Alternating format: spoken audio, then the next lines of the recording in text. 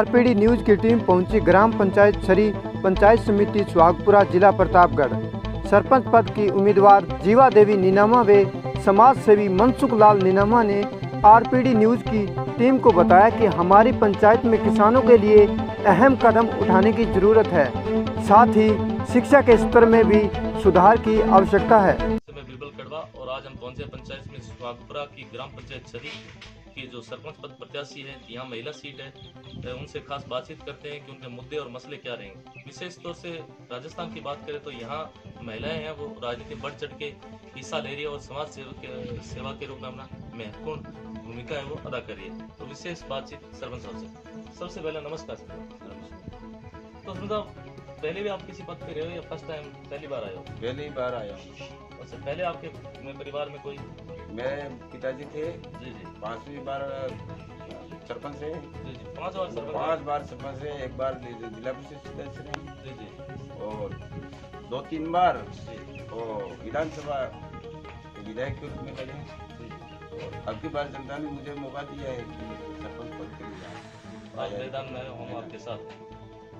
बिल्कुल ये कह रहे हैं कि पूर्व में भी इनके पिताजी है वो रेगुलर 5 बार सरपंच रहे, विधायक का चुनाव भी लड़ा है। इसका मतलब है कुल मिला के राजनीति आपको विरासत में मिली है। हाँ, विरासत। तो सरपंच आपकी बार ऐसे क्या एजेंडे है, क्या मुद्दे हैं छरी के अंदर, ऐसी कौन सी समस्या है जिसका आप मुख्य रूप से काम करवाना चाहेंगे, विकास करवाना चाहेंगे? 20 साल तक दूसरे सरपंच रहे सर। जी सर। तो हमने देखा तो गांव कोई पब्लिक का कोई काम नहीं हो। जी जी। तो हम लोग को अब मैदान में आना पड़ा कि हम गांव को विकास करेंगे, जनता के बीच का जो गरीब परिस्थिति है उनको दूर करेंगे। जी जी।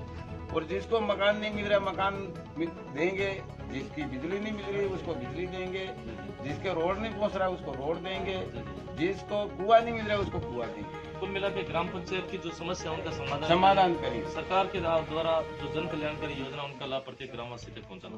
सरपंच साहब, वर्तमान में यहाँ छरी के अंदर शिक्षा का स्तर कैसा है? क्योंकि शिक्षा वो अभिन्न अंग है अपने जीवन का, शिक्षा के बिना जीवन अधूरा है। तो उसके लिए आपके क्या प्रयास रहेंगे?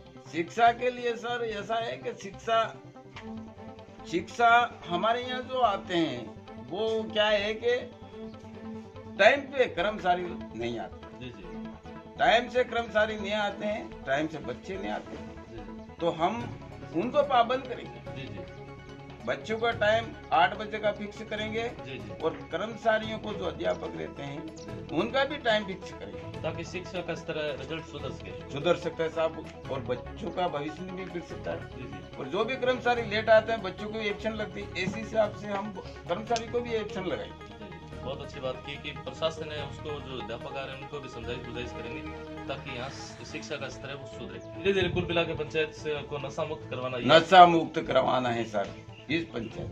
तो साहब यहाँ क्या कि 95% खेती पे डिपेंड है, मजदूर वर्ग है, तो उनके बारे में क्या सोचा आपने अगर आप सरपंच बनते हैं? हमने ये सोचा कि ये लोग हमारे जो बाहर जा रहे हैं, जी जी, जो भी मजदूरी की, हाँ मजदूरी के भटक रहे हैं जी, तो हमारी पंचायत में, ग्राम पंचायत में कोई कुआं है, सड़क है, निर्माण काम है, जो स्कूल है, कोई पढ़ाई में शिक्षा लेने में अभाव रहेंगे तो ये काम पे नहीं जाए, हमारे खेती बाड़ी का ही काम करेंगे। जी जी। और कोई पानी का साधन इस एरिया में बन जाए जी जी। तो हमारे किसान है जो खेती में पानी पिलाए और खेती में फसल कमाए और यहाँ की मजदूरी यहाँ ही मिले। कुल मिला के सिंचाई सुविधाओं को विस्तार करेंगे तो किसान ऑटोमेटिकली आत्मनिर्भर बनेगा, आत्मनिर्भर बनेगा तो पलायन रुकेगा। तो समझा विशेष तौर से अपने यहाँ वर्तमान में हॉस्पिटल की व्यवस्था क्या है, यहाँ चिकित्सा सुविधाएं कैसी है?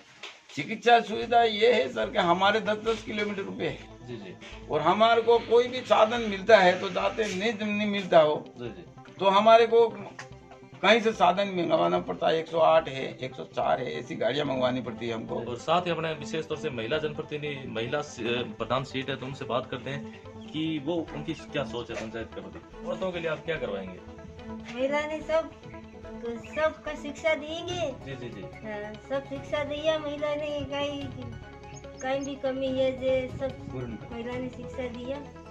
ये महिला है वो महिला का दर्द जानती है, विशेष तौर से कम पढ़े लिखे हैं लेकिन पुराने विचारों के उसके बावजूद भी ये बात कह रहे हैं हम तो पढ़े लिखे नहीं है लेकिन जो आगे जो पीढ़ी है वो सुधरे। तो ये इसी एजेंडे के साथ सर मतलब वर्तमान में आप जो चुनाव प्रचार है वो चल रहा है तो जोरों शोरों पे एक तरफ कोरोना जो भयंकर बीमारी से अपना ग्रसित है, हालत खराब है पूरे देश की, पूरे वर्ल्ड की। तो वर्तमान में चुनावों को मद्देनजर रखते आप सोशल डिस्टेंसिंग का पालन किस प्रकार से करवा रहे हैं? सोशल डिस्टेंसिंग का पालन यूं करवाएंगे सब।